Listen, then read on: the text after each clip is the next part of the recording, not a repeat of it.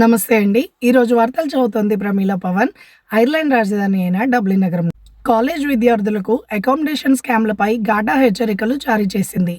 August నుంచి October వరకు ఇలాంటి మోసాలు పెరుగుతున్నాయని, ఈ ఏడాది తొలి 6 నెలల్లోనే 230 ఫిర్యాదులకు పైగా నమోదై బాధితులు సుమారు 4,10,000 యూరోలకు పైగా నష్టపోయారని, నకిలీ అద్దె ప్రకటనలతో డిపాజిట్లు తీసుకొని మోసగాళ్లు గైర్హాజరయ్యారని తెలుస్తోంది.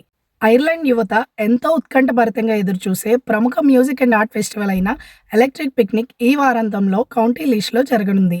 సుమారు 80,000 మందికి పైగా హాజరయ్యే ఈ ఫెస్టివల్లో సంగీతం, ఆర్ట్స్, ఎంటర్టైన్మెంట్ ప్రత్యేక ఆకర్షణలు.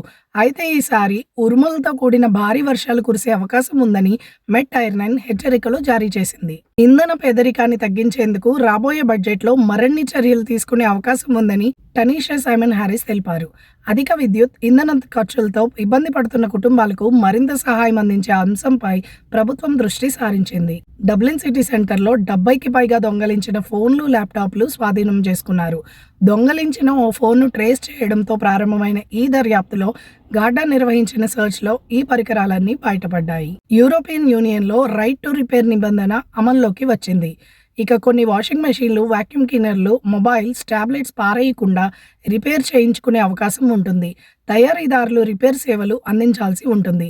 దీని ద్వారా వ్యర్థాలను తగ్గించడమే లక్ష్యమని అధికారులు పేర్కొన్నారు. ఇక చివరిగా ఐర్లాండ్కు వచ్చే వలసదారుల సంఖ్య ఏడాదిలో 12% తగ్గింది. 2025తో పోలిస్తే 2026 ఏప్రిల్ వరకు 14,700 మంది తక్కువగా ఐర్లాండ్కు వచ్చారు. అదే సమయంలో ఐర్లాండ్ నుంచి విదేశాలకు వెళ్లిన వారి సంఖ్య కూడా తగ్గింది. ఈ వివరాలను తాజా సిఎస్ఓ గణాంకాలు వెల్లడించాయి. ఇవి ఈ రోజు వార్తలు. తిరిగి రేపు మళ్ళీ కలుద్దాం. నమస్తే.